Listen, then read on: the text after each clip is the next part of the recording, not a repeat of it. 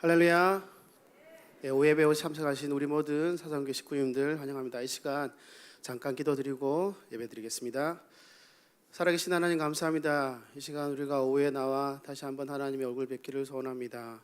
항상 하나님 얼굴 배울 때마다 우리가 기쁨을 하나님 뵙게 하시고 하나님 주시는 크신 은혜 가운데 푹 젖어들 수 있는 귀중한 시간 될 수 있도록 주님께서 함께해 주시옵소서. 특별히 귀하신 목사님 보내주셔서 오전에 좋은 말씀 들었습니다. 이 말씀 가지고 하루를 살아가게 하시고 또한 오해 들어주실 그런 말씀을 통하여서 또한 우리가 살아갈 힘들을 다시 한번 얻을 수 있는 귀중한 시간 될 수 있도록 도와주시옵소서. 시작하는 시간입니다. 유에 있을 모든 시간까지 하나님께서 함께 하실 줄 믿습니다. 예수님 이름으로 간절히 기도드립니다. 아멘. 네, 우리의 삶 가운데 성령님께서 함께 하심으로 우리의 매일의 삶이 항상 기쁨이 넘치는 우리 모든 식구님들 되셨으면 좋겠습니다. 이 시간 우리 내가 매일 기쁘게 찬송 부르면서 박수치면서 찬송하겠습니다.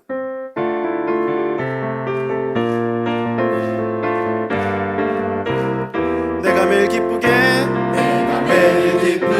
순례의 길에 가면 주의 팔이 나를 안보하며 내가 주의 큰 복을 받는 참된 비결은 주의 영이 함께함이라. 성령이 계시네 할렐루야 함께하시네. 좁은 길을 걸으며 만나 기뻐하는 것 주의 영이 함께하시네. 전에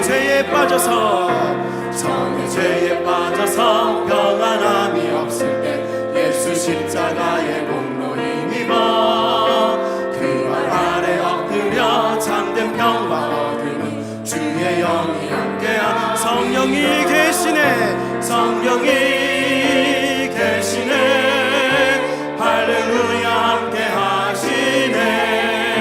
좁은 길을 걸으며 밤낮 기뻐하는 것 주의 영이 함께하. 나와 동행하시고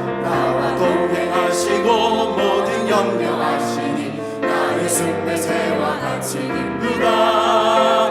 내가 기쁜 마음으로 주의 뜻을 행하는 주의 영이 함께하니. 성령이 계시네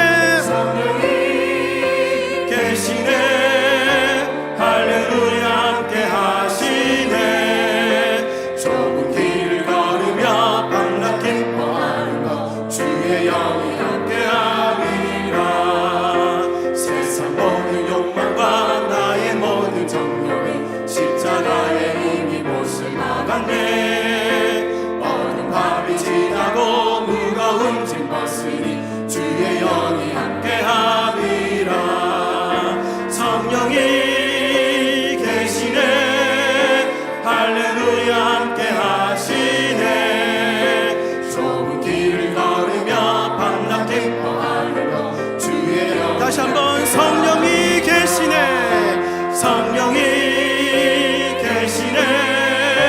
할렐루야 함께하시네. 좁은 길을 걸으며 밤낮 기뻐하는 것 주의 영이 함께하시네. 주의 음성을 내가 들으니 사랑한단 말일세. 믿는 마음으로 주께 가오니 나를 영접하소서. 내가 매일 십자가 앞에 더 가까이 가오니 구세주의 흘린 보배 피로써 나를 정케 주여 넓으신 은혜 베푸사 나를 받아주시고 나의 품은 뜻 주의 뜻같이 되게 하여 주소서. 내가 매일 십자가 앞에 더 가까이 가오니 구세주의 흘린 보배 피로써 나를 정케 주의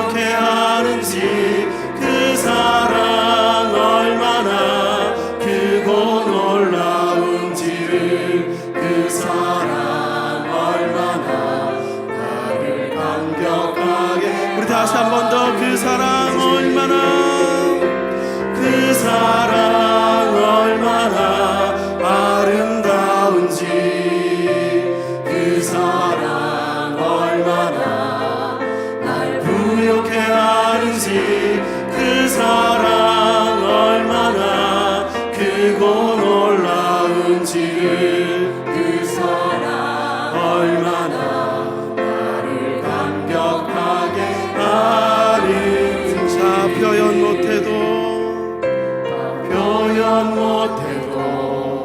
나 표현하리라 다 고백 못해도 나 고백하리라 다 알 수 없어도 나 알아가리라 다 닮지 못해도 나 닮아가리라 다 표현 못해도 다 표현 못해도 나 표현하리라 나 고백 못해도 나 고백하리라 다 알 수 없어도 나 알아가리라 다 닮지 못해도 나 닮아가리라 그 사랑 얼마나 아름다운지 그 사랑 얼마나 날 부욕해 하는지 그 사랑 얼마나 크고 놀라운지를 그 사랑 얼마나 나를 감격하게 하는지 온 맘 다해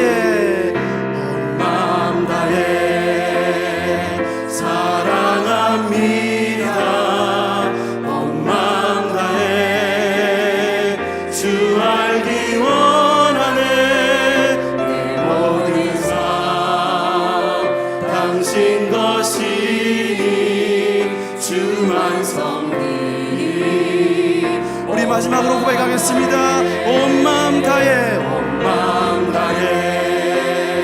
사랑합니다 온 맘 다해 주 알기 원하네 내 모든 삶 당신 것이니 주만 섬기니 온 맘 다해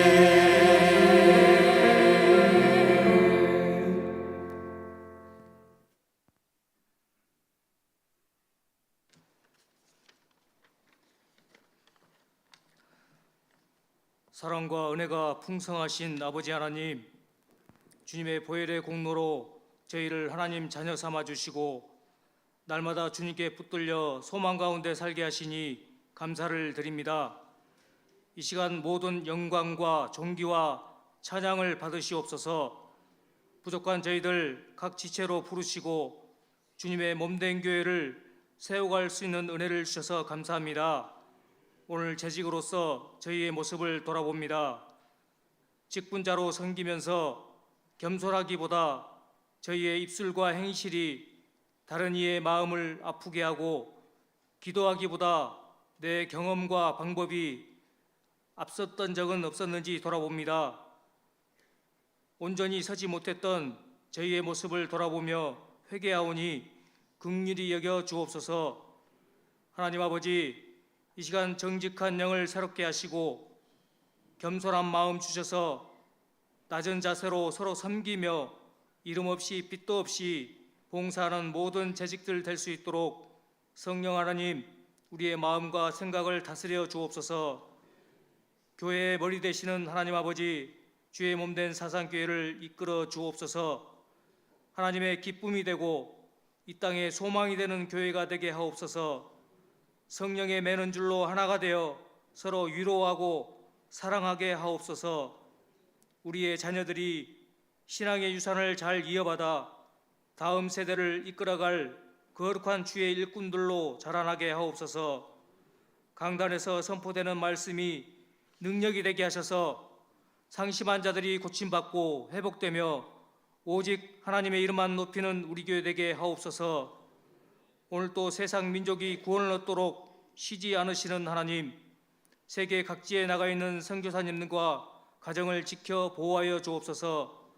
매일의 삶이 성령 충만하게 하셔서 모든 어려움을 이겨내며 사역의 열매가 풍성히 맺히게 하옵소서. 하나님 아버지, 이 시간 말씀을 전하실 한진한 목사님 성령으로 충만하게 하셔서 피곤치 않게 하옵소서. 주님의 말씀이 능력 있게 증거되게 하옵소서. 이 시간 피아노 연주로 드리는 찬양 가운데 하나님 영광 받으시고 온 성도가 은혜 가운데 화답하는 시간 되게 하옵소서. 모든 말씀 우리 죄를 대신해 십자가를 지시고 부활의 소망과 영원한 생명을 주신 예수님의 이름으로 기도합니다.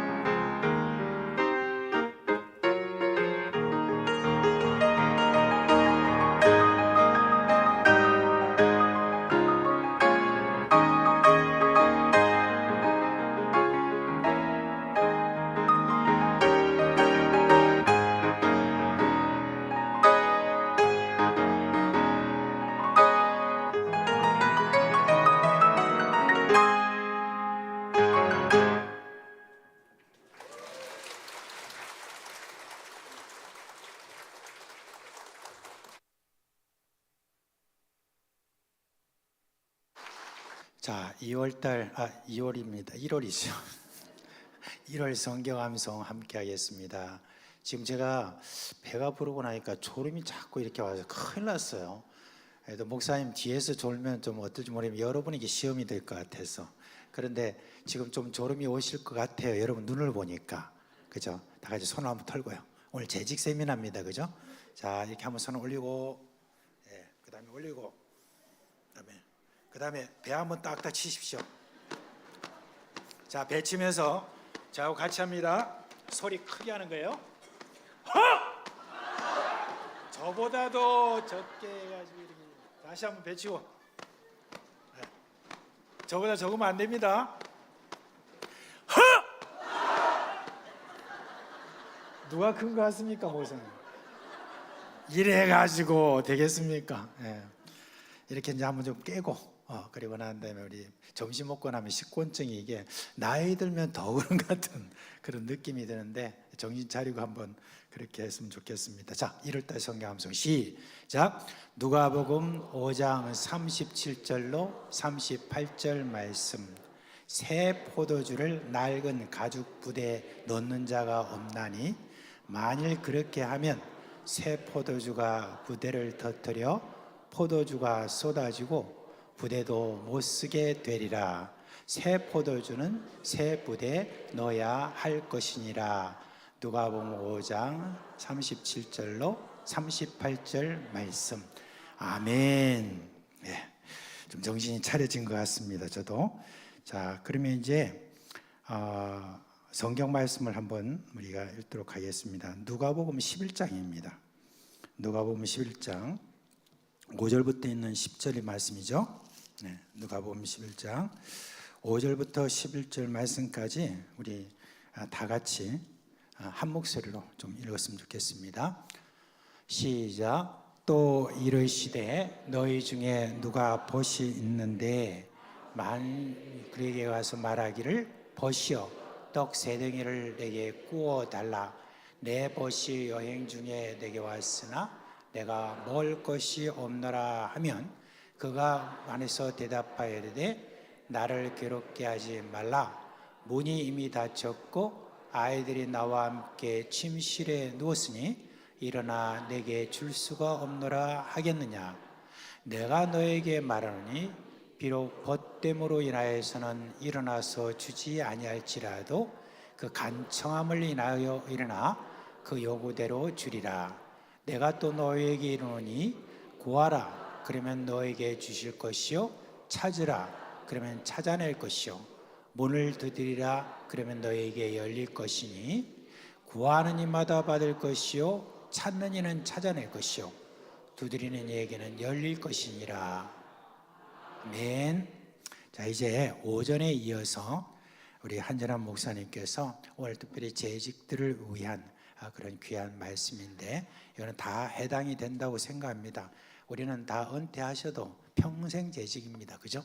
평생 동안 우리가 재직으로서 교회 섬기고 하시는 분들로서 함께 오늘 이 말씀을 잘 귀를 기울여서 오늘 큰 은혜가 우리 가운데 있기를 바랍니다. 네.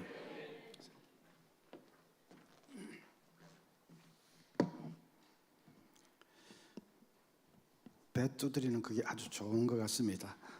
저도 자꾸 배가 나오는데 두드리는 좋은 것 배웠습니다. 자, 방금 읽은 말씀은 예수님이 기도에 관해서 비유를 하신 말씀이죠. 어떤 사람에게 밤에 손님이 찾아왔습니다. 좀 대접을 해야 되겠는데 집에 아무 준비된 것이 없습니다. 중동 사람들이 손님을 아주 끔찍하게 잘 대접하는 거 아시죠? 근데 아무것도 없습니다. 그래서 이제 옆에 사는 친구 집에 찾아가서 문을 두드렸다는 것입니다. 뭘 좀 얻기 위해서. 그런데 늦은 시각이라 잠이 들었는지 아무리 두드려도 기척이 없습니다. 그래도 이 사람은 계속 줄기차게 두드렸다는 것입니다. 그러니까 친구가 마침내 일어나서 음식을 좀 챙겨 주었습니다. 친구 관계 그런 것으로는 어림도 없는 일인데 하도 돌아가지 않고 계속 시끄럽게 두들기니까 할 수 없이 음식을 챙겨줬다. 예수님이 그 말씀을 쭉 하시면서 결론을 이렇게 맺습니다. 내가 너희에게 이르노니 구하라 그러면 너희에게 주실 것이요 찾으라 그러면 찾아낼 것이요 문을 두드리라 그러면 너희에게 열릴 것이라. 열심히 구하고 찾고 두드리고 하는 것이 기도라고 말씀하십니다. 그리고 그렇게 기도하면 반드시 응답받는다고 하십니다. 오늘 주님의 이 말씀을 통해서 우리가 기도의 특징 두 가지를 배울 수가 있습니다. 첫째는 기도는 간청하는 것입니다. 친구 집을 찾아가서 문을 두드리는 사람이 어떻게 두드렸을까요? 아주 세련되게 매너 있게 여보게 좀 일어나 보게 아주 늦은 시간이니까 아주 신뢰가 안 되게 여보게 좀 일어나 보게 일어나 보라니까 그렇게 했겠습니까? 택도 없는 일이지요. 문을 쾅쾅쾅쾅 두드리면서 여보게 좀 일어나 보게, 어이 좀 일어나 보라니까. 왜 늦은 시각에 남의 집 대문 앞에 와서 그렇게 무례하게 사람이 어떻게 매너도 없이 염치도 없이 그렇게 소리를 질러댑니까? 어떻게 하든지 그 사람을 깨워야 되니까요. 그래서 음식을 좀 얻어내야 되니까요. 이 집 말고 지금 어느 집에 가서 그렇게 할 수 있겠습니까? 지금 집에는 아주 귀한 손님이 딱 기다리고 있는데 아무것도 준비된 것도 없고 한데 어떻게 하든 여기 좀 음식을 얻어내야 되니까요. 그래서 염치고 체면이고 매너고 하는 거 다 내려놓고 쾅쾅쾅쾅 하면서 좀 내려놔 보라니까. 아이 제발. 예수님은 그렇게 하는 것이 기도라고 말씀하십니다. 기도는 그렇게 해야 되는 것이다 라고 하십니다. 간청하는 것이 기도입니다. 막무가내로 머리를 들이밀듯이 하는 것이 기도입니다. 8절 끝에 그 간청함을 인하여 일어나 그 요구대로 주리라. 여기 간청이라는 단어의 원어의 뜻은 뻔뻔하다, 부끄러움을 모른다, 그런 뜻도 있습니다. 아주 뻔뻔한 사람처럼, 얼굴에 철판 간 사람처럼, 부끄러움을 모르는 사람처럼 그냥 두드리면서 졸라대는 것, 간청하는 것, 그것이 기도입니다. 그 말은 기도할 때는 늘 고래고래 고함을 질러야 된다, 그런 뜻은 아닙니다. 어떤 아이가 밤에 자기 전에 기도를 하는데 이렇게 기도를 합니다. 하나님, 자전거 하나 사주세요. 제 자전거 너무 고물이에요. 하나님, 자전거 사주세요. 엄마가 달려가서 얘야, 하나님이 귀가 먹으셨냐? 왜 그렇게 고함을 질러? 그랬더니 이 꼬마가 알아요 엄마, 하지만 우리 할머니는 옆방에 계시잖아요. 그리고 할머니 귀가 좀 어둡잖아요. 그 아이는 지금 누구 들으라고 기도하고 있습니까? 할머니. 그렇게 인간 누구 들으라고 기도하는 것이 아니고 하나님 아버지께 기도하는 것이라면 고함을 질러도 좋고 조용히 기도해도 좋습니다. 조용히 기도해도 하나님 얼마든지 들으십니다. 그런데 조용히 기도하더라도 마음만은 절박하게, 마음만은 간절하게, 마음만은 간청하면서 기도를 해야 됩니다. 기도라는 것이 그렇습니다. 우리 성경 보면 우리 믿음의 이 선조들은 다 그렇게 기도했습니다. 하나님이 소돔 고모라 멸하려고 하니까 아브라함이 어떻게 기도합니까? 하나님, 의인 50명만 있으면 멸하시지 않겠습니까? 그렇게 하니까 의인 45명만 있으면 멸하지 않겠습니까? 그러마 10,000명만 있으면요, 30명만 있으면, 20명만 있으면, 10명만 있으면 하나님 막 짜증날 정도로 아브라함이 붙들고 늘어졌습니다. 하나님 짜증내지 않으시지만은 아브라함이 그렇게 간청했습니다. 그때마다 하나님이 그렇게 아마 응답하신 것이죠. 야곱은 어떻습니까? 야복강 나루터에서 천사와 더불어 씨름하면서 창세기 32장 26절에 야곱이 이르되 당신이 내게 축복하지 아니하면 가게 하지 아니하겠나이다. 환도뼈가 위골이 되어서 쩔뚝쩔뚝 하면서도 축복해 주지 않으면 못 가십니다. 가게 하지 않겠습니다. 절대로 못 갑니다. 붙들고 늘어졌습니다. 우리 신앙의 선조들이 전부 하나님을 붙들고 끈질기게 늘어지고 매달리고 간청하고, 그래도 안 되면 어떤 때는 하나님과 설전을 벌이기도 했습니다. 인권 운동을 했던 수전 트루스는 한창 경제적으로 어려울 때 이렇게 기도했다고 합니다. 하나님, 당신은 제가 돈이 없다는 것을 아십니다. 당신은 어떤 방법으로든지 저에게 돈을 주실 수 있습니다. 지금 꼭 그렇게 해주세요.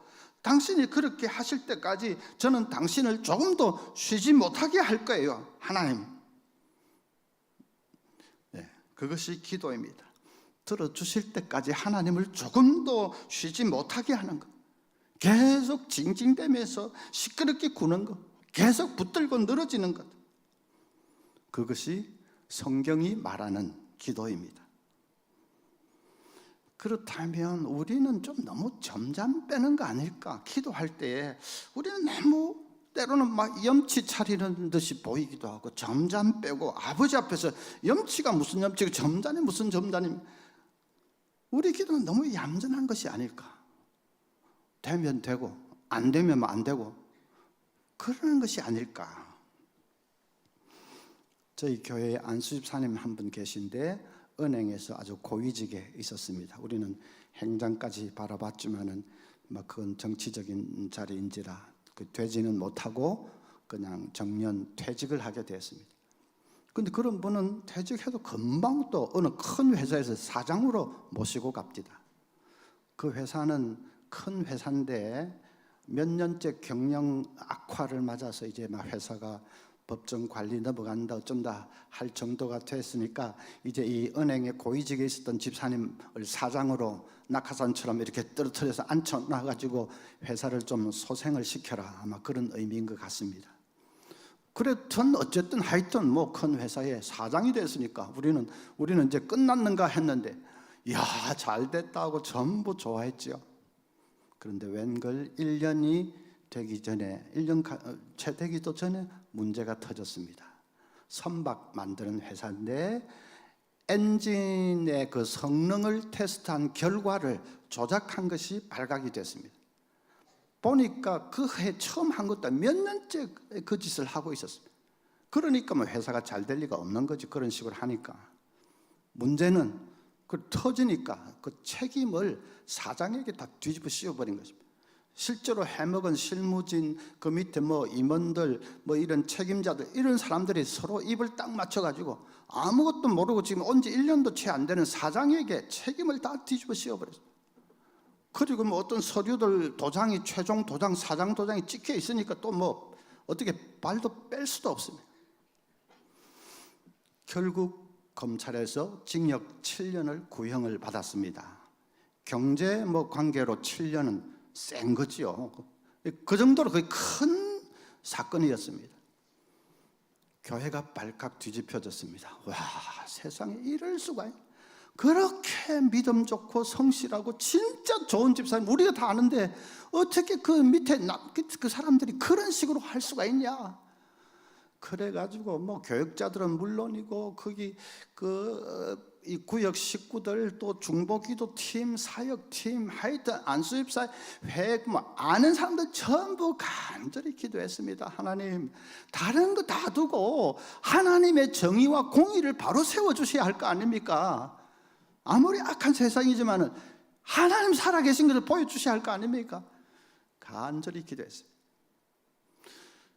이제 1심이 떨어지는 날인데 제가 밖에 좀 나와 있었는데 전화가 딱 왔는데 그 집사님 성함이 떴습니다. 아이고, 가슴이 두근두근한데 집사님이 목사님 무죄가 나왔습니다. 제가 막 할렐루야, 고신 목사처럼 그렇게 할렐루야 크게 한 사람 처음 없어. 핸드폰을 막 공중에 집어 던져 너무 흥분이 돼가지고 그런데 솔직히 너무 놀랐습니다. 우리는 기도했지만 솔직히 하나님 7년은 너무 심하지 않습니까? 절반으로 좀 깎아주시든지 아니면 집행유예라도 되게 해주십시오 그랬는데, 야 여러분, 하나님은 진짜 무섭도록 정확하신 분입니다. 죄 없다며?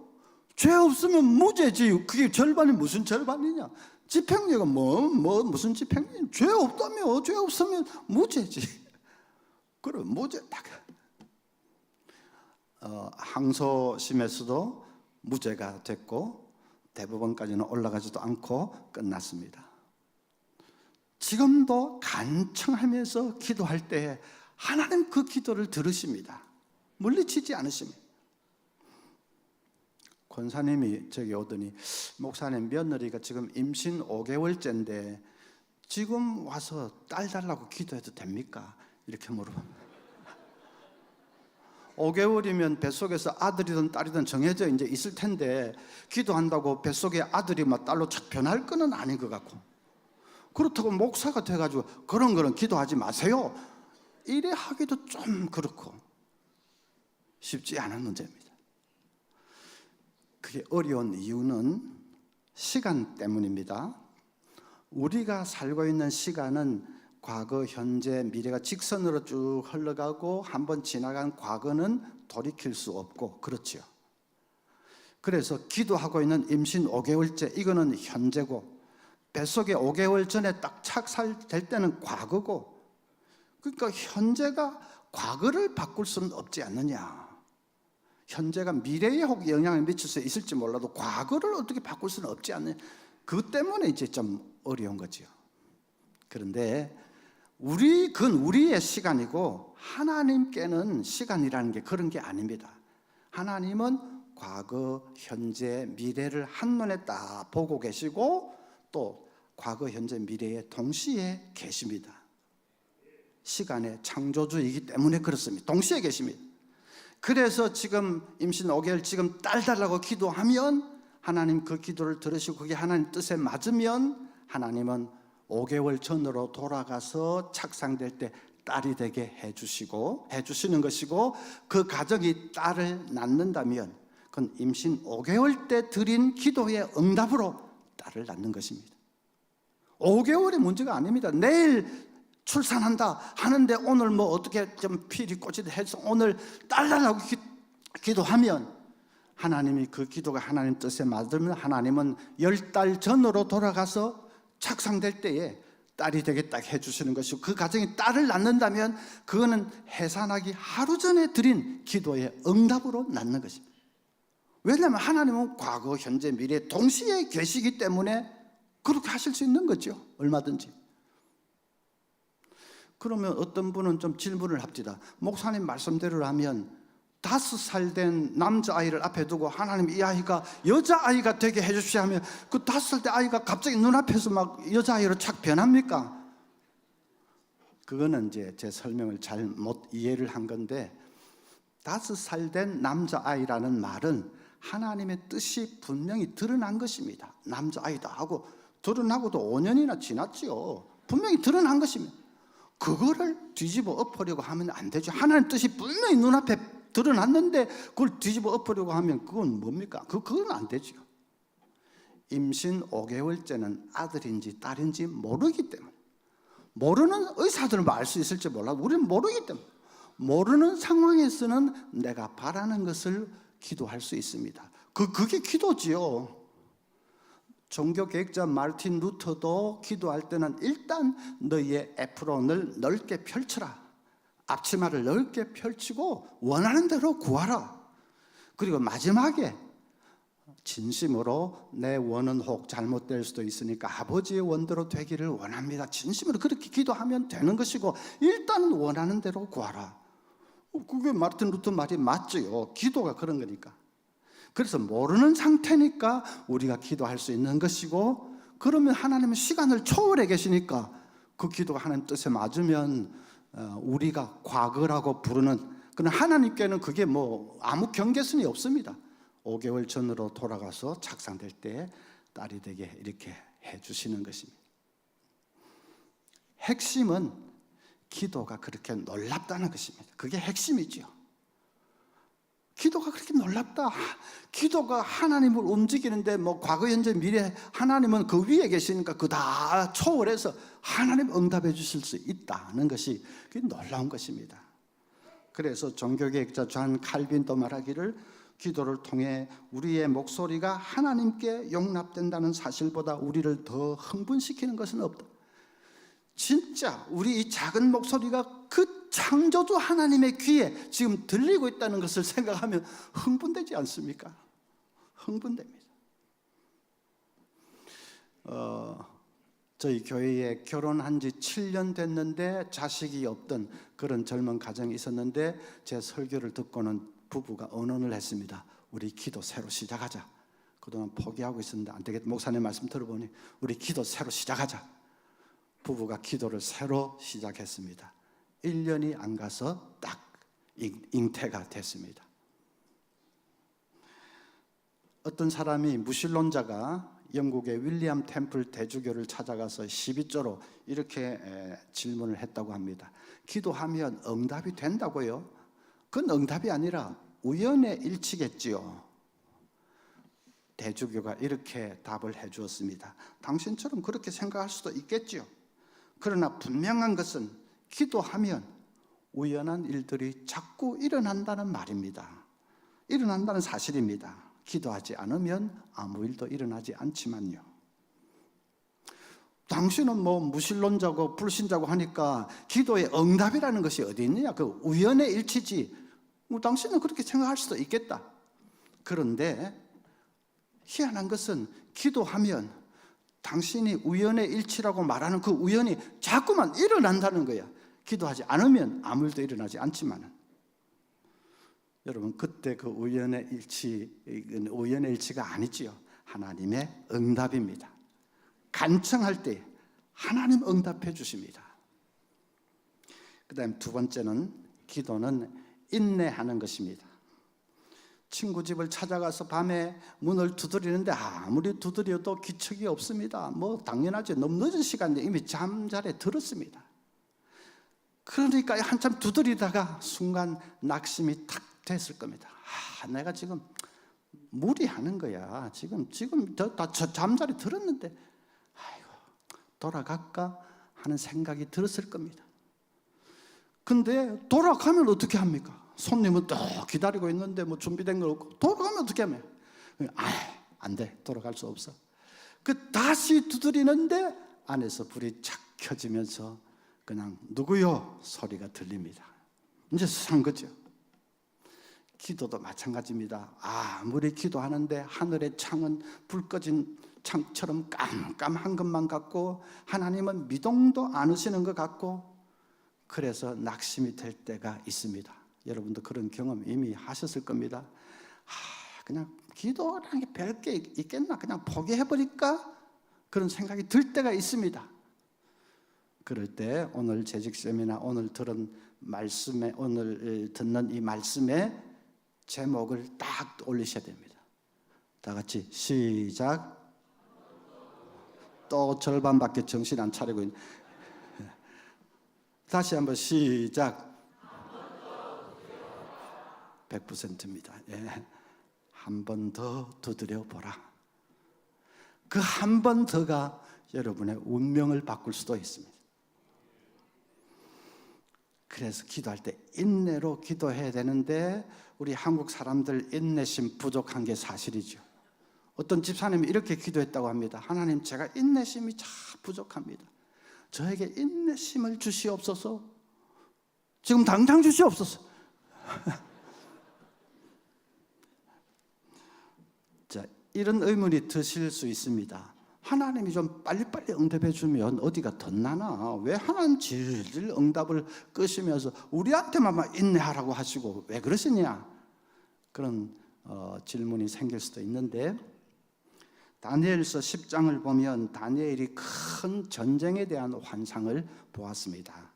그 환상의 의미가 뭔지가 너무 궁금해졌습니다.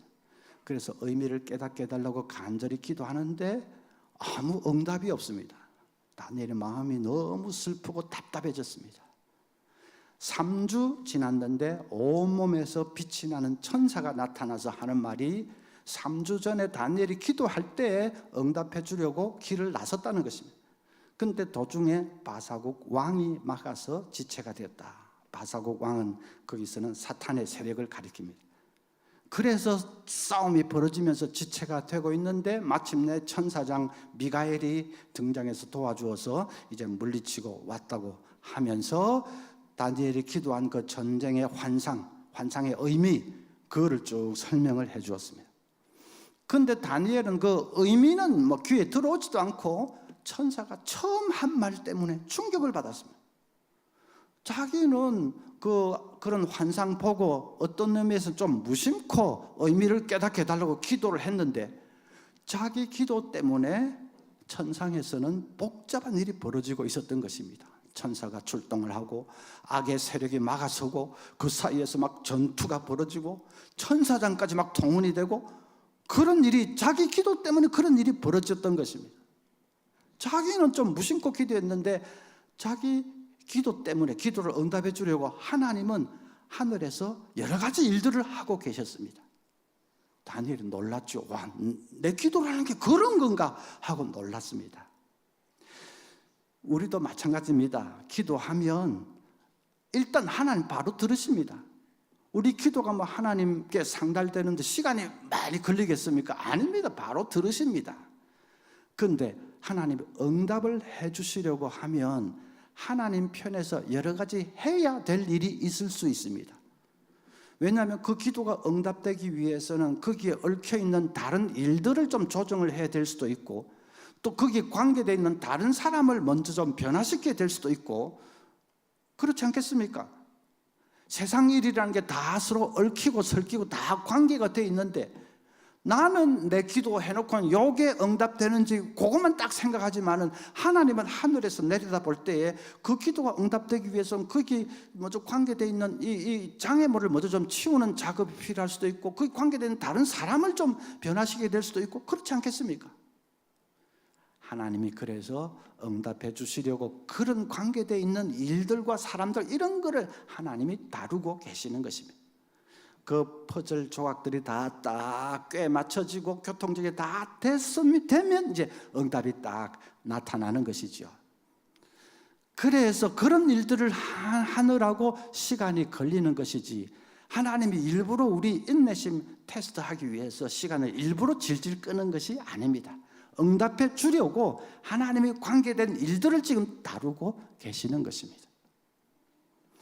그래서 그것을 생각하면 우리가 인내로 기도할 때에 막 지루하게 따분하게 막 억지로 참아가면서 인내로 기도하는 게 아니고, 기쁨으로 인내하면서 기도할 수 있습니다. 그래 해야 됩니다.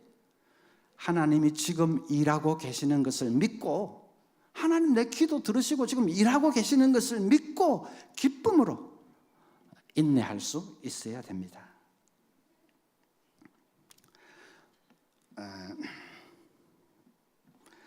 지푸라기 하나로 코끼리 등뼈를 부러뜨릴 수 있다고 하면 믿으시겠습니까? 지푸라기 하나로 코끼리 등뼈를 부러뜨린다. 부러뜨릴 수 있으니까 이런 말 하겠죠. 지금부터 좀 눈치를 잘 굴리세요. 예.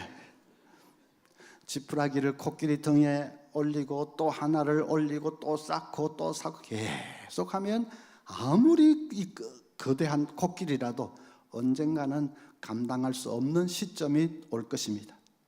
그때 지푸라기 하나를 더 딱 얹으면 코끼리가 막 등뼈가 쫙 쪼개지면서 덜썩 주저앉습니다. 그 지푸라기 하나로 코끼리 등뼈를 부러뜨린 거 아닙니까? 물론 그 전에 많이 쌓았지만 약간 여기 이제 트릭이 있는 건, 말에 좀 트릭이 있는데, 어쨌든 뭐 더 견딜 수 없는 시점이 되면 하나 더 쌓았는데 등뼈가 확 부서집니다.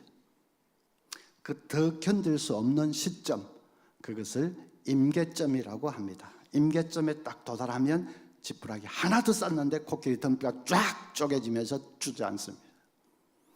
우리 삶에도 임계점이 있다는 것이 중요하지요.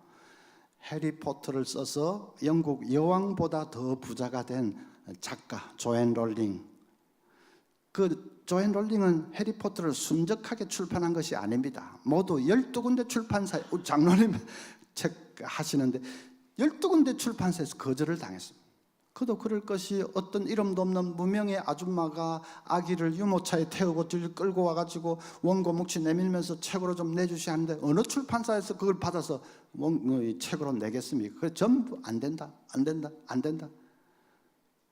12번째는 안 된다. 근데 13번째 내밀었더니 그 사장은 무슨 생각을 했는지 오케이 했고, 거기서 진짜 역사상 초대형 대박이 터진 것입니다. 12번째가 임계점이었습니다. 한 번 듣다 하니까 완전히 대박이 터졌습니다. 만약에 임계점까지 도달하지 못하고 우리는 뭐 12번도 갈 것도 없으면 한 서너 번 똑같은 문제로 거절당하면 우리는 그냥 뒤로 자빠지겠죠. 조앤 롤링도 그랬다면 오늘날 아이들이 열광하는 해리포터는 세상에 없는 겁니다. 그건 상상만 해도 아주 아찔하죠. 중요한 것은 기도해도 임계점이 있다. 제 얘기가 아니고 요한계시록 8장을 보면 우리가 드리는 기도는 이 향년이 되어서 하늘로 올라가서 하나님 보좌 앞에 있는 금향로에 차곡차곡 쌓인다고 했습니다. 그래서 그 기도의 향년이 금향로 아귀까지 딱 차면 천사 그때 그걸 취해가지고 거기다 불을 붙여서 지상에 쏟으면 이 지상에서 막 지진이 나고 번개가 치고 우레가 친다. 계시록 8장에 그랬죠. 기도의 향년이 향로의 아귀까지 딱 차는 게 임계점입니다.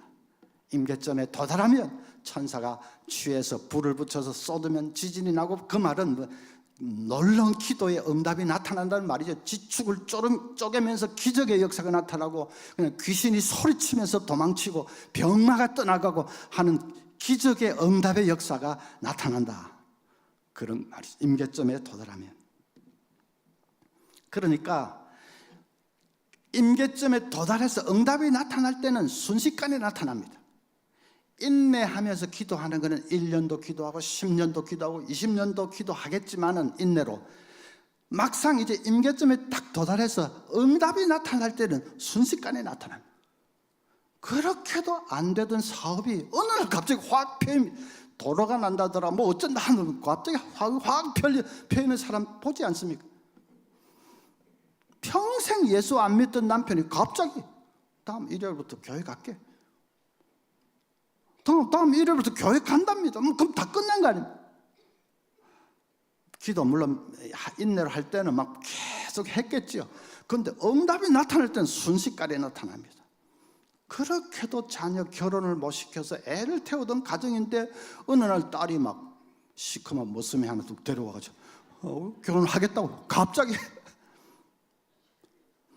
제가 아는 목사님 가정이 그랬습니다. 저는 좀 젊을 때는 오래전에 저 부산노예 소속이 돼 있었는데 그 노예 어느 다른 목사님 가정에 그때 딸이 40을 넘겼습니다.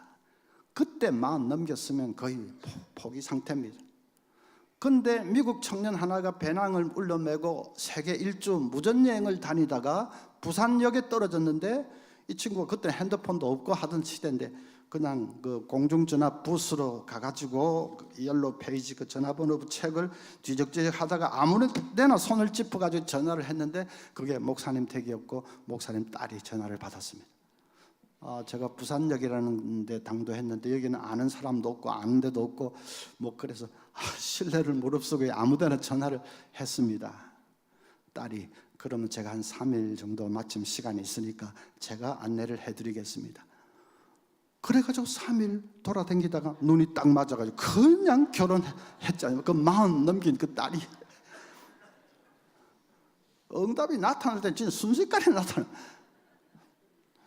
제가 재작년에 미국의 알칸사주 리틀락에 교회에서 집회를 하다가 이 얘기를 했더니 예배 다 마치고 담임 목사님 저에게 오더니, 목사님 아까 말씀하신 그 결혼했다는 그 집에 부인이 성씨가 혹시 조씨 아닙니까?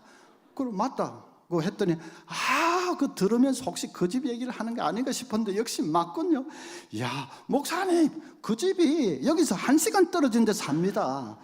잘 삽니다. 미국에서 1시간 떨어져 있으면 바로 옆집입니다. 그 잘 산다고 합니다. 잘 살지요. 하나님의 맺어준 가정인데 잘 살지. 그래서 진짜 세상이 좁구나 하는 생각도 하면서 또 잘 산다고 하니까 또 기분도 좋고 그랬습니다. 요즘 어떻게 된 파는지 집집마다 보면 결혼 문제 때문에 애를 태우는 그런 가정들 집에 하나씩은 다 있습니다. 저희 집에도 한 놈이 있습니다 지금. 그때 갑자기 놈자 소리가 나오고 생각이 없어. 생각이 하여튼 막 그냥 그래 지내는 게 좋은가 봐요. 그래서 아마 부모님들 많이 걱정도 되고 막 그러겠는데 하여튼 저도 그렇고 열심히 기도만 하십시오. 지가 그래봤자 기도를 이길 수 있겠습니까? 기도 열심히 하면 언젠가 또 사익감도 나타나고, 사익감이 여러 명 필요한 것도 아니지 않습니까? 한 명만 있으면 되죠. 한 명만. 응답이 나타날 때는 순식간에 나타난다. 갑자기 딱 나타날 겁니다. 근데 미국 사람한테서 전화 올 수는 있으니까 영어는 좀 해놔야 됩니다.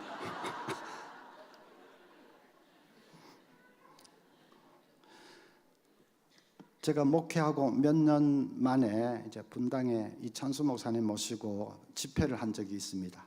둘째 날 집회하기 전에 식사를 먼저 하는데 그 이 목사님 저에게 한 목사님 교회 오신 지 몇 년 되셨습니까? 그때 제가 신학교 이제 교수직을 내려놓고 교회 온 지 7년 되던 때입니다. 7년 됐다고 하니까 야, 7년 만에 제가 들으니 교회가 3배로 커졌다고 하던데 목사님 대단하십니다. 저는 그런 얘기를 들으면 조금 장난기가 발동합니다. 그래서 일부러 약간 근엄한 표정을 지으면서 그래서 아는 게 아니라 내가 그동안 어깨에 힘 좀 주고 다녔는데 이 목사님 때문에 제가 약고가 팍 죽었습니다. 이 목사님은 10년 만에 막 2만 명이라고 어쩌고 해서니까 목사님 때문에 내가 약고가 팍 죽었습니다. 그러니까 이 순진한 분이 내가 진짜로 하는 말인 줄 알고 막 좀 당황을 하면서 아이고 목사님 그런 거 아닙니다. 그런 거 아닙니다. 저는 좀 특별한 케이스입니다. 그러면서 자기 아버지 얘기를 했습니다. 아버지도 목사님인데 우리 교단 목사님이시죠. 초창기에. 아버지는 말을 더듬었습니다. 보통 더듬는 게 아니라 말을 심하게 더듬습니다. 목사가 말을 더듬으니까 뭐 설교가 제대로 됩니까? 무슨 기도회를 인도를 할 수가 있습니까? 그러니까 그 아버지 목사님 평생 한 10여 명 교인들 데리고 쓰러져가는 시골교회 비슷한 그런 데서 죽도록 고생을 했습니다. 그래서 그 목사님 기도를 많이 했다고 합니다. 설교도 안 되고 뭐 되는 게 없으니까 기도를 많이 했다고 합니다. 그런데 새벽마다 한 10여 명 되는 교인들 위해서 일일이 집집마다 기도해도 뭐 얼마 안 가서 다 끝나고 나머지 시간은 자녀들을 위해서, 자식들을 위해서 기도를 엄청나게 했습니다. 한 번은 40일 금식 기도에 들어갔는데 17일째 되던 날 쓰러져서 그대로 세상을 떠났습니다. 그래서 이 목사님 하는 말이 우리 아버지가 자식들을 위해서 기도하는데 생명을 바쳐버렸습니다. 생명을 바치셨습니다. 그 기도의 응답으로 제가 지금 목회에 복을 받아서 이렇게 교회가 성장하는 거지 제가 무슨 설교를 잘하고 뭘 목회를 잘하고 그런 거 전혀 아닙니다.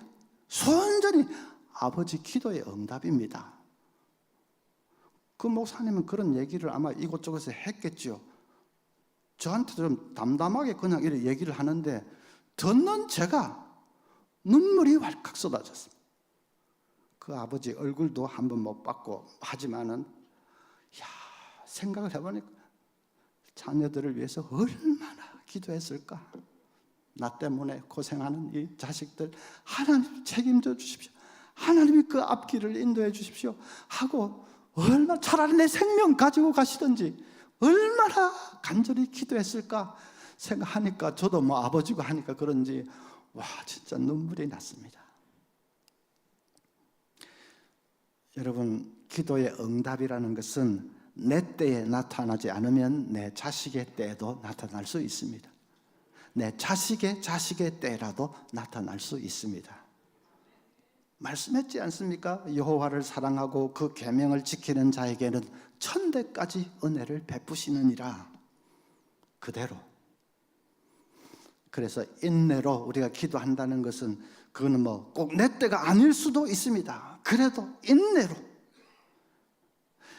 그리고 인내로 기도하지만 응답이 나타날 때는 순식간에 다 나타난다는 것을 생각하면서 지금 일하고 계신 하나님을 바라보면서 기쁨으로 여러분 인내하면서 기도할 수 있기를 바랍니다. 자, 그러면 이제 간청하면서 기도하고 인내하면서 기도할 때 하나님 들으신다. 그러면 여러분 내가 기도를 좀 새로 좀 해봐야 되겠다. 열심히 좀 기도 좀 해봐야 되겠다. 그런 결심 하시지요? 하셔야지요. 양심이 있으면 하셔야지요. 예. 대답은 좀 시원찮은데 결심을 하실 줄 압니다. 근데 중요한 것은 결심한다고 앞으로 기도가 잘 될 것이다. 그거는 아닙니다. 결심 안 하는 것보다는 결심하는 게 100번 나은데 근데 결심한다고 이제 앞으로 기도가 저절로 그냥 될 거다는 아닙니다. 뭐가 하나 더 필요합니다. 그게 중요합니다.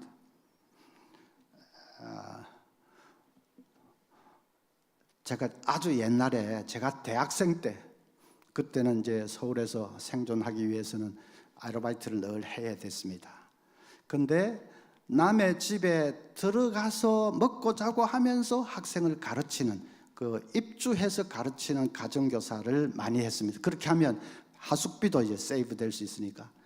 저도 어느 집에 들어가서 먹고 자고 입주하면서 고등학생 아이를 가르쳤는데, 그 아이의 누나가 곧 저 대학교 1학년짜리 누나가 있어요. 저는 그때 대학교 2학년이고 대학교 1학년짜리 누나가 있었는데, 어느 날부터 그 누나가 저를 대하는 태도가 좀 이상야릇. 왜 안 믿습니까? 옛날에는 저도 잘 나갔습니다. 지금은 뭐 이렇지만, 좀 흑심을 품고 있는 것 같습니다. 이상야릇한데 그걸 느끼는데, 어느 날 오더니 이번 토요일 날 태릉 배밭에 자전거 타러 가지 않겠느냐고 합니다. 야, 드디어 이제 올게 온 거지요. 지금은 태릉 뭐 완전 아파트 숲이 되어 있지만 그때는 배밭이었습니다. 자전거 타러 가지 않겠느냐. 너무 좋은데 그때가 대학교 2학년 때입니다. 그리고 뭐 정식 나긋나긋한 서울 여대생한테 데이트 신청 받아보는 처음일까 말까 한데 뭐 너무 막 좋지요. 근데 문제는 제가 자전거를 탈 줄 몰랐어요. 타본 일이 있어야지 뭐. 그래서 고민을 하다가 자전거 못 타서 안 되겠는데요. 그 말은 진짜 죽어도 하기 싫고 자전거를 못 타고 어떻게 할까 하다가, 제가 이래봬도 약간 또 똥배짱이 있습니다. 막 가자고 해보자. 자전거가 안 타봤지만은 그래도 막 자빠지려고 하면 더 빨리 확 저으면 되겠지. 어찌 되겠지. 내가 또 운동신경이 전혀 없는 것도 아니고 하니까 뭐 어찌 되겠지. 가자고 해보자. 그래서 가자고 했습니다. 그때가 5월 아주 눈부신 봄날입니다. 찬란한 눈부신 봄날에 백꽃 향기 흩날리는 태릉의 묘령의 아가씨와 자전거 데이트를 갔습니다. 어떻게 됐겠습니까? 어떻게? 저 웃는 분들은 남의 불행을 기뻐하는, 이리 쥐어박고 저리 쥐어, 여기 부딪히고 저기 개골창에 막 거꾸로 쳐박히고, 진짜 인간으로서 못할 짓을 다 해요. 안 되더라고요. 타고 싶은 마음은 꿀떡같이요. 막 여자 앞에서 폼나게 하고 싶은 마음은 막 꿀떡같고 타고 말 거야 하는 의지는 충천하지요. 그래도 안 됩니다. 뭐가 없어서 안 됩니까? 연습이 안 돼 있어서, 훈련이 안 돼 있어서 안 됩니다. 훈련을 잘 해가지고 평소에 자전거를 탈 줄 알아야 중요한 순간에도 자전거 탈 줄 아는 것이지, 연습이나 훈련 이런 안 해, 평소에 자전거 탈 줄 모르면 중요한 순간에 막 다 말 거야 해도 아무리 그래도 안 됩니다. 절대로 안 됩니다. 기도도 마찬가지입니다. 내가 기도 좀 열심히 한번 해보자 결심하는 건 좋은데, 근데 기도에 훈련이 안 돼 있으면 다음에 중요한 순간에 막 기도하려고 할 때도 기도가 안 됩니다. 기도에도 훈련이 돼 있어요. 요즘은 그 초보 운전도 옛날에는 막 병아리 그려놓고 막 이랬는데 요즘 아주 다양하게 재미있게 해서, 저는 늘 그 참 차 운전에 갈 때 그런 거 있으면 아주 너무 재미있어서 자세히 보는데, 어떤 차는 보니까 3시간 동안 직진만 했어요. 뭐 이러놓고. 또 어떤 차는 저도 제가 무서워요. 와, 그런 걸 진짜 따라가면 안 되겠습니다. 지도 지가 무섭다고 하는데, 야, 저 따라가다 큰일 나겠다. 또 어떤 거는 뭐 영화 대사처럼 전 이미 걸렀어요, 먼저 가세요, 뭐 이런 것도 있고. 그런데 어느 날은 보는데 눈이 번쩍 뜨이는 압권이 있었습니다. 답답하시지요? 저는 환장하겠습니다. 그거 보니까 딱 상대방 입장이 되면서, 야, 진짜 자기는 운전이 잘 안 돼가지고 환장하고 싶을 거야. 차선을 옮기려고 해도 막 겁만 나고 어떻게 할지도 모르겠고 뒤에서 막 따라오고 진짜 환장하고 싶을 거야. 그 생각이 드니까 뭐 앞에서 헤매도 빵빵하거나 이러면 안 되죠. 재촉하면 안 되죠. 우리 교역자들이 보기에는 좀 답답한 집사님이 있습니다. 저 집사님 요즘 사업이 되게 어렵다고 하던데 좀 기도를 해보시지. 사생결단하고 하나님 앞에 기도하면 생각지도 못한 돌파구를 하나님 열어줄 수 있는데 왜 저러고 있을까? 답답한 가정이 있습니다. 근데 본인은 환장하고 싶을 겁니다. 아니, 집사님인데 이럴 때는 기도밖에 없다는 걸 왜 모르겠습니까? 기도해야 된다는 걸 왜 모르겠습니까? 근데 기도하려고 앉아가지고 하나님, 주님 하는데 하나님이 보이는 게 아니라 막 온 자기가 당하고 있는 어려운 문제만 자꾸 생각나고 막 엎친 데 덮친 그런 것만 생각이 나고 누가 한마디 한 것만 자꾸 떠오르고 그 머리가 막 복잡하고 그러니까 한 5분쯤 막 하나님 주님 몇 번 불러보다가 안 되니까 막 덜썩 일어나서 가는 겁니다. 본인은 왜 이렇게 기도가 안 될까 환장하고 싶을 겁니다. 그 지사님 왜 그렇습니까? 기도에 훈련이 안 돼 있어서 그렇죠. 훈련이 안 돼 있으면 위기를 당할 때 아무리 기도하려고 해도 안 나옵니다. 제가 자전거를 평소에 훈련을 해서 타는 그런 게 없으면 아무리 막 아름다운 미스 코리아 같은 여자가 막 자전거 데이트 신청을 해 타고 말 거야 해도 안 됩니다. 평소에 안 하면 안 됩니다. 기도도 마찬가지예요.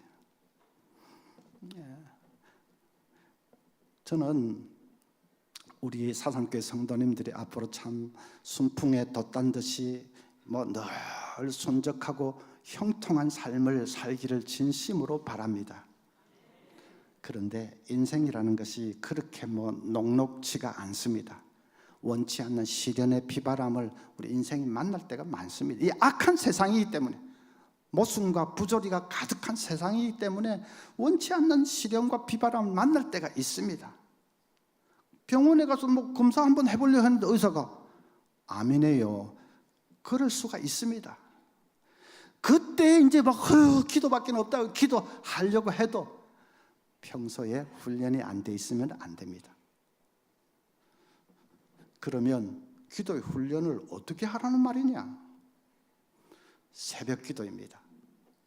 혹은 심야 기도 하시는 교회 같으면 심야 기도도 되지만은 하여튼 새벽 기도.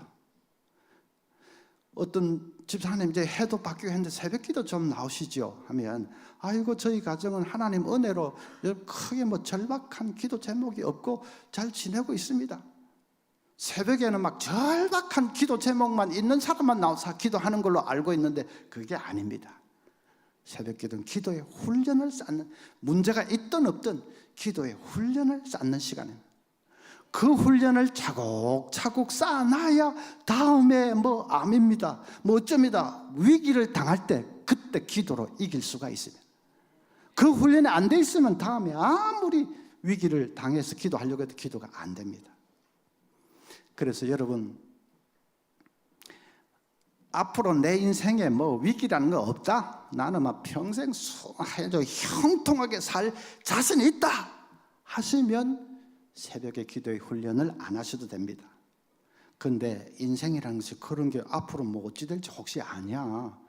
늘 기도 생활하지만 그래도 시련의 비바람을 만날 수도 있는데 그런 것을 조금이라도 생각하시면 새벽에 기도의 훈련을 하셔야 됩니다. 우리 가정에 절박한 제목이 요즘 잘 없는 그런 소리 하지 마시고 새벽에 기도의 훈련을 쌓으셔야 됩니다. 제가 성경 다음으로 중요하게 생각하는 말이 이겁니다.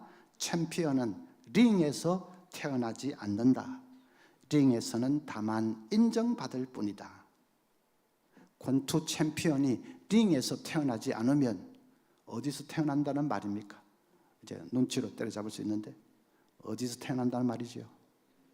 연습장에서 그냥 땀을 비 오듯이 쏟으면서 그 샌드백 걸쳐 거기를 막 치고 받고 두들기고 스파링 파트너와 함께 막 땀을 그냥 눈물을 비 오듯이 쏟으면서 치고 받고 막 맞고 자빠지고 하는 그 훈련장에서 챔피언은 이미 탄생한 것입니다. 링에서는 그것을 만인 앞에서 인정받는 시간일 뿐입니다. 마찬가지입니다. 그 가정에 큰 위기를 당했는데 절망하거나 낙심하거나 하지 않고 기도로 그거를 기어코 돌파해 나가는 영적인 챔피언은 어디서 태어나는 것입니까? 새벽에 기도의 훈련장에서 아무도 보지 않는 골방에 들어가서 하나님과 나만 이렇게 서로 교제하고 교통하고 부르짖고 또 하나님 들려주시는 음성에 귀 기울이고 하는 그 새벽에 기도의 훈련장에서 챔피언은 이미 탄생한 것입니다. 이제 위기를 만나서 기도로 돌파하고 나가는 것은 그것을 만인 앞에서 인정받는 것일 뿐이죠. 그래서 새벽에 기도의 훈련 여러분 꼭 쌓는, 우리 사상교회 정도 되면 아까 세상에서 제일 맛있는 음식 하니까 하나님 말씀 해버리고 막 세상에서 제일 소중한 사람 하니까 목사님 하고 막 수준이 너무 높아가지고 이게 말이 안 되는데, 그래서 새벽 기도는 거의 다 하실 줄 압니다만은 하시는 분들은 더 힘을 내서 이게 그냥 막 집 사니까 그냥 재직이니까 어쩔 수 없이 새벽에 그런 게 아니고 이 기도의 훈련을 쌓는 것이다. 이 훈련이 얼마나 중요한지, 인생의 위기를 당할 때는 이것밖에 없습니다. 근데 평소에 훈련 일에 안 해놓으면 그때 기도가 안 나옵니다. 환장하고 싶을 정도 안 나옵니다. 그러니까 이 너무 중요한 기도의 훈련을 쌓는 것이라고 생각하면서 이 영적인 챔피언은 여기서 태어나는 것이다. 그걸 생각하면서 더 열심히 하시고, 만약에 새벽 기도 잘 안 하시는 분은 이제 내일 새벽부터 꼭 시작하시기를 바랍니다. 너무 중요합니다. 내일 월요일이죠. 내일 새벽부터 바로 시작하셔서 내일 새벽이 여러분 남은 생의 중요한 새벽 기도의 그 여정의 원전의 출발점이 되도록 그렇게 하시기를 바랍니다. 어떤 장로님은 자기 자서전을 하나 펴냈는데 그 책 제목이 새벽 기도가 끝나는 날 내 인생도 끝난다. 저 제목이 너무 좋습니다. 새벽 기도가 끝나는 날 내 인생도 끝난다. 여러분 그렇게 삼으시기를 바랍니다. 메르큐스 마네라는 부인이 있는데 남편이 사업에 실패하고 혼자 어디로 막 잠적해 버렸습니다. 부인이 아이들 데리고 거리에 남게 됐습니다. 근데 제일 큰 이 장남 모습에는 초등학생은 또 어디서 뭐 문방구에서 도둑질을 하다가 들켜가지고 또 파출소에 또 연락이 왔습니다. 막 엎친 데 덮친 격으로 막 이렇게 되니까 이 메르큐스 마네가 다 도무지 못하겠다, 여기까지인 모양이다. 어느 날 저녁 아이들을 일찍 재우고 창문을 꼭꼭 닫아 걸고 방 안에 가스를 틀었습니다. 이제 동반 자살하는 거죠. 냄새가 점점 번져가면서 정신이 몽롱해져 옵니다. 그런데 창틈을 타고 어디서 부르는지 하여튼 창틈 너머로 해서 찬송 소리가 들려옵니다. 아주 가냘프게 찬송 소리가 들려옵니다. 내 모든 시험 무거운 짐을 주 예수 앞에 아뢰일 때 근심에 쌓인 날 돌아보사 내 근심 모두 맡으신 소리가 하들 망치로 한 대 얻어맞은 정신이 번쩍 들어서 내가 죽을 생각을 하면서 하나님께 기도 한번 해볼 생각은 왜 못했던가 하는 생각이 탁 듭니다. 어릴 때 주일학교 몇 번 다니고 그 이후에는 막 몇십 년 동안 평생을 교회와 담을 쌓고 살았습니다. 그러니까 뭐 기도할 생각을 못한 거죠. 그런데 그 찬송 소리 탁 깨어났습니다. 그래서 일단 창문을 열어젖히고 있는 힘을 다해서 아이들을 밖으로 밀쳐냈습니다. 그리고 자기는 방 한가운데 꿇어앉고 앉아서 기도하기를 시작합니다. 평생 뭐 기도라는 건 모르는 사람인데 기도 갑자기 나오겠습니까? 그냥 하나님, 하나님, 주님, 주님 막 그 이름만 부르는데 한 시간을 막 그 이름만 부르는데 눈물은 펑펑 비오듯이 쏟아졌습니다. 한 시간쯤 그냥 하나님 했다가 주님 했다가, 그런데 희한하게 마음 한구석에서 이런 생각이 들기 시작합니다. 그래, 죽었다고 생각하고 그냥 밑바닥부터 다시 한번 시작해보자. 위대한 응답이지요. 죽으려고 막 가스를 피워놨던 사람인데 밑바닥부터 다시 한번 시작하면서 그런 용기가 생기는 그 위대한 응답이지요. 시골에 내려가서 폐가를 하나 얻어가지고 생활하기 시작합니다. 시련은 계속되었습니다. 뭐 그렇게 결심 한번 했다고 해서 시련이 착 없어지고 그런 거 아닙니다. 첩첩산중 계속됐어요. 그래도 자식들 생각하면서 이를 악다물고 버텨냈습니다. 또 희한하게도 죽을 각오로 덤비니까 못 넘을 산도 없었습니다. 마침내 그 부인이 정말 기적처럼 재기를 했습니다. 다른 거 다 두고 훗날에 자녀들이 잘 됐습니다. 그러니까 뭐 그들 자연히 이제 회복이 된 거지요. 그 메리큐스 마네가 자서전적인 책을 한 권 펴냈는데 제목이 근심이여 안녕하는 책인데 책 마지막 부분에서 이렇게 말했습니다. 죽을 수 있는 용기를 가진 자들이여 하나님께 기도할 수 있는 용기로 바꾸어 보십시오. 100번의 탄식보다 한 번의 기도가 당신에게 기적을 가져다 줄 것입니다. 100번의 절망보다 한 번의 믿음이 당신의 운명을 바꾸어 줄 것입니다. 저는 이 마지막 말도 아주 밑줄을 꽉 놓고 싶습니다. 100번의 탄식보다 한 번의 기도가 당신에게 기적을 가져다 줄 것입니다. 100번의 절망보다도 한 번의 믿음이 당신의 운명을 바꿔줄 것입니다. 우리 사상교회 재직들 재직 섬기는 노하우 그런 거는 또 많이 배우기도 하고 하셨겠죠. 저는 제일 중요한 것이 여러분 기도를 회복하는 것이라고 생각합니다. 무슨 교사를 하시든지 무슨 봉사를 하시든지 기도의 능력을 가진 종들이 되어야 됩니다. 우리 교회도 마찬가지. 교회의 자산이 어디에 기도원 부지 수천 평 가지고 있다. 막 건물이 아주 삐까뻔쩍하다. 교인들 중에 교수, 박사, 이 전문인이 많다. 그런 게 교회의 자산입니까? 아닙니다. 교회의 자산은 기도입니다. 초대 예루살렘 교회가 수천 평 있었습니까? 건물이 그랬습니까? 무슨 사자 붙은 사람이 많았습니까? 다 부녀자들 힘없는 사람들 한 100 몇십 명 하나님 앞에 간절히 기도할 때 진짜 그 교회가 오순절 성령 충만을 받고 완전히 무슨 모체교회처럼 온 교회에 어머니 같은 교회로 그렇게 서지 않았습니까? 교회의 자산은 기도입니다. 우리 사상교회가 기도에 능력이 있는 교회, 기도를 통해서 간증할 일들이 쏟아지는 그런 살아있고 깨어있는 교회 되기를 바랍니다. 어떤 젊은 부인이 아기를 낳았는데 식구들이 전부 좋아하는데 특히 시어머니가 너무너무 좋아합니다. 그러더니 어느 날부터 시어머니가 자기 젖을 아기에게 물리기 시작합니다. 며느리 깜짝 놀랐는데 아유 얼마나 좋으면 저렇게 할까 하고 내버려 두었습니다. 며칠 절하다가 말겠지 했으면. 그런데 많은 게 아니라 계속 그렇게 합니다. 그러니까 스트레스가 되기 시작했습니다. 또 시어머니한테 아유 그러지 마세요. 말도 못하겠고 속으로 끙끙 앓다가 할 수 없어서 이제 정신과 의사에게 찾아가서 지금 이렇게 돼 있는데 어떻게 하면 좋습니까? 의사가 전문가답게 아주 간단하게 답을 얘기해 주었습니다. 걱정할 거 뭐 있습니까? 그냥 맛으로 승부하세요.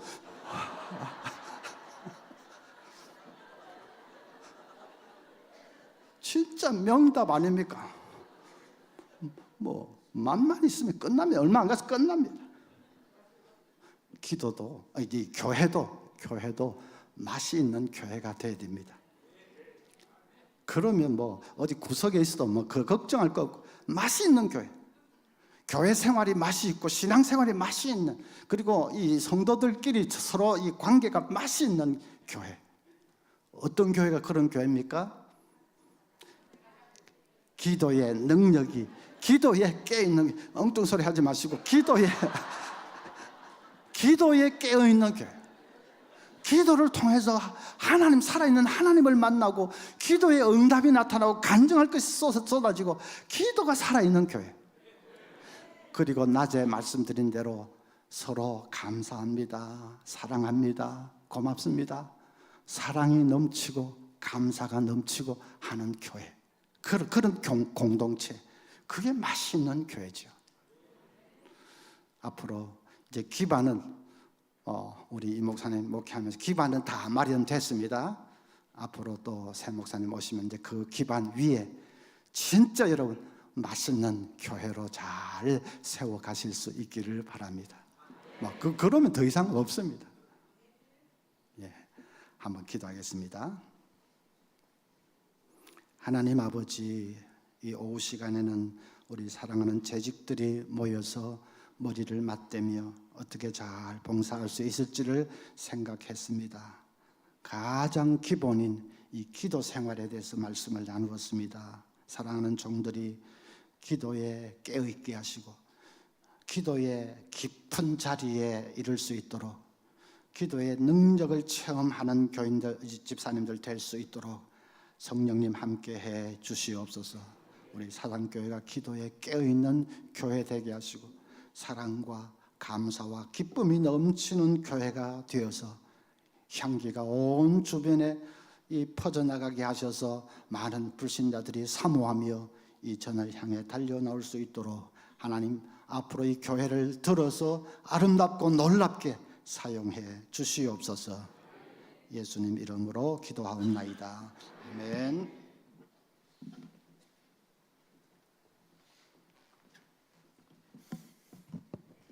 지난번에 장찬희 목사님 21일 날 오셔가지고 설교하고 나니까 설교 끝나고 난 다음에 우리와 같은 박수가 있었는데 오늘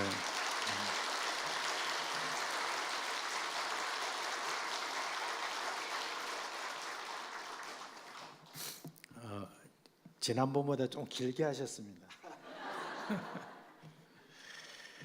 근데 여전히 저한테 지금 의문이 하나 있습니다. 그건 뭐냐면 그 묘령의 아가씨가 지금 사모님인지 아닌지 그걸 밝혀주셔야 됩니다. 아닙니까?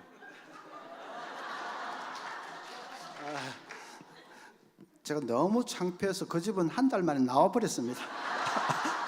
그래서 그분은 어떻게 된지 지금 할매가 다 돼 있겠죠. 행복하게 살고 있겠죠. 지금 사모는 아닙니다. 그냥 여기서 한 말이니까 입 다무시고 다음 사모님 한번 만나시면 또 그런 말 괜히 그렇게 하지 마시고 그러면 좋겠습니다. 오늘 오전에 말씀해 주신 그걸 은혜를 크게 받은 우리 장로님 한 분이 아까 점심 때 식사하시면서 목사님에게 오늘 목사님 말씀해 주신 그것으로 제 인생의 전환점이 되었습니다. 이렇게 딱 이렇게 아이들 말로 알랑방구를 끼니까 목사님이 그 이름 뭡니까? 하고 이제 이름을 기억하셨어요. 이제 앞으로 행복 시작입니다. 우리 이제 말씀을 듣고 그 말씀을 듣고 딱 순종하는 거 이게 굉장히 중요하잖아요, 그렇죠? 그래서 내일 새벽 기도는 한 300명 정도 나오는 걸로 그렇게 제가 예상해도 되겠습니까? 여전히 나오는 분들만 지금 예하고 있네. 우리 목사님 그렇게 지금 오늘 진짜 시간 많이 들여서 이렇게 말씀하신 거 잘 들으시고 우리 한번 시작해 봅시다.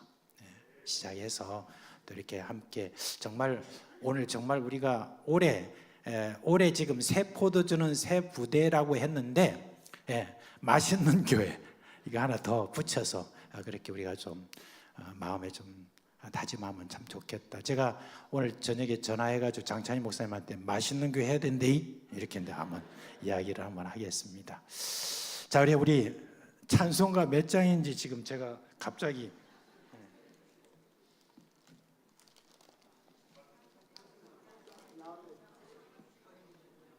나왔습니까? 제가 좀 흥분을 했습니다. 죄송합니다. 자, 우리 365장 우리 찬송 함께 하고 목사님 축도하고 마치도록 하겠습니다.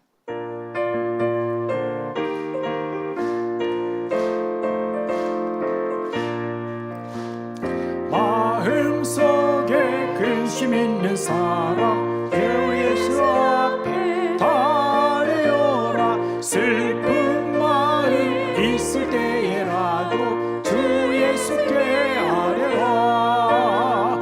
주 예수 앞에 달려라. 주의 친구니 무엇이나 근심하지 말고 주 예수께 아뢰라. 눈물 나며 기쁜 한숨 쉴 때 주 예수 앞에 달려라. 은밀한 죄 내게 있더라도 주 예수께 아뢰라. 주 예수 앞에 달려라. 주의 친구니 무엇이나 근심하지 말고 주 예수께 아뢰라. 괴로움과 두려움 있을 때 주 예수 앞에 달려라. 영일이를 염려하지 말고 주 예수께 아뢰라. 주 예수 앞에 달려라. 주의 친구니 무엇이나 근심하지 말고 주 예수께 아뢰라. 죽음 앞에 목을 내는 자여 주 예수 앞에 달려라. 하늘 나라 바라보는 자여 주 예수께 아뢰라. 주 예수 앞에 달려라. 주의 친구니 무엇이나 근심하지 말고 주 예수께 아뢰라.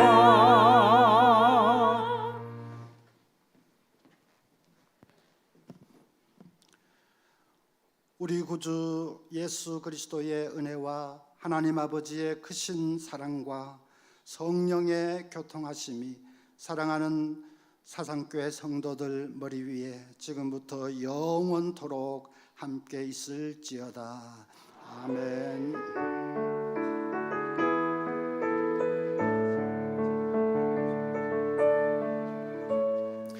예, 우리 서로 바라보시면서 큰 은혜 받았습니다.